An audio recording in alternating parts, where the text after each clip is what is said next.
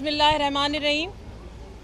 सबसे पहले तो मैं आप सबको, बल्कि पूरे सिंध में, पूरे पाकिस्तान में जितने भी पीर साहब के फॉलोअर्स और पाकिस्तान मुस्लिम लीग फंक्शनल के वोटर्स हैं, उन सबको मुबारकबाद पेश करती हूँ, क्योंकि आज पीर सदरुद्दीन शाह राशिदी साहब का जनरल सीट पर जो फॉर्म था वो बिल्कुल क्लियर हो गया। अल्लाह का शुक्र है, वो एक्सेप्ट हो गया है।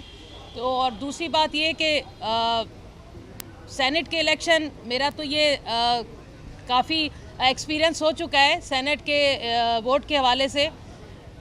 हो रहा है सारे पाकिस्तान में जिस तरीके से सेनेट के इलेक्शन होते हैं, इस दफ़ा उम्मीद करते हैं कि फेयर इलेक्शन हो। हॉर्स ट्रेडिंग होती रही है और इस मुल्क में ख़ास तौर पर सिंध में बड़े सरप्राइज़ देने की बात की जा रही है। ये पीपल्स पार्टी सरप्राइज़ देती रही है, और वो सरप्राइज़ क्या होते हैं आपको और हम सबको पता है।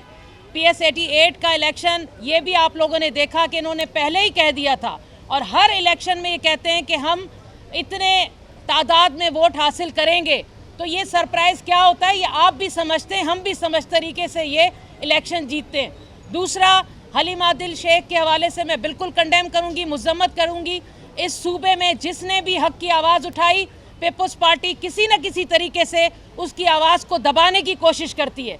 वो कोई भी हथकंडा इस्तेमाल करती है, लेकिन उसको निचला दिखाने की कोशिश की जाती है, जिस तरह हलीम आदिल के साथ किया गया और वहाँ पर किस तरह ख़वातीन के साथ सलूक किया गया, इसकी भी मैं मुज़म्मत करती हूँ। तो इंशाअल्लाह ताला कितना भी ये इस तरीके के हथकंडे इस्तेमाल कर लें, हक़ और बातिल की जीत हमेशा होती है। और आप देखिएगा कि सिंध में एक दिन ऐसा वक्त आएगा कि हक़ और सच का नारा लगेगा और इन जैसे करप्ट लोगों से जान छूटेगी। Thank you so much. देखिए जी, आप सबको पता है कि ज़िमनी इलेक्शन होता किस तरह से, जब हुकूमत है, हुकूमत की मशीनरी इस्तेमाल हुई। आप मीडिया सबसे ज़्यादा इस चीज़ के गवाह हैं कि पूरी मशीनरी इस्तेमाल की गई है इन इलेक्शन को जीतने के लिए।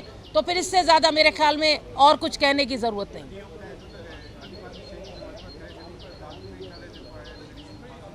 बिल्कुल जी, मैं यहाँ पर इस चीज़ को ज़रूर कहना चाहूँगी कि पूरे पाकिस्तान में जिस तरह हमारी छोटी छोटी मासूम बच्चियाँ, जवान बच्चियाँ, बच्चे रेप करके मार दिए जाते हैं।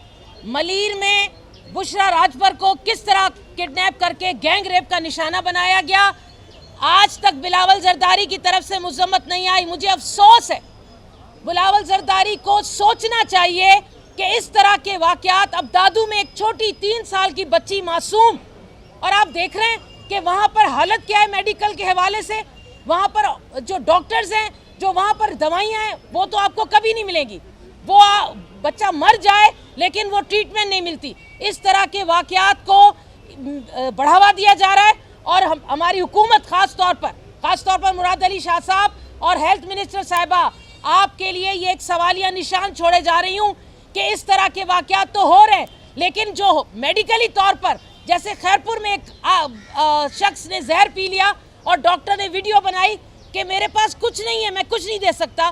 तो ये वाक़यात हो रहे हैं, और हमारे होम मिनिस्टर कोई नहीं है। हम चीखते चिल्लाते रहते हैं कि यहाँ पर लॉ एंड ऑर्डर बेहतर नहीं है, लेकिन आप खुद देख रहे हैं कि हमारे CM खुद को सुपरमैन समझते हैं। अगर सुपरमैन साहब इस तरह के वाक़यात को आपने हैंडल नहीं किया, तो मेरे ख्याल में फिर कोई माँ और कोई वालिदैन अब किसी भी चीज़ पर ट्रस्ट नहीं करेगा, वो खुद बाहर निकल आएंगे।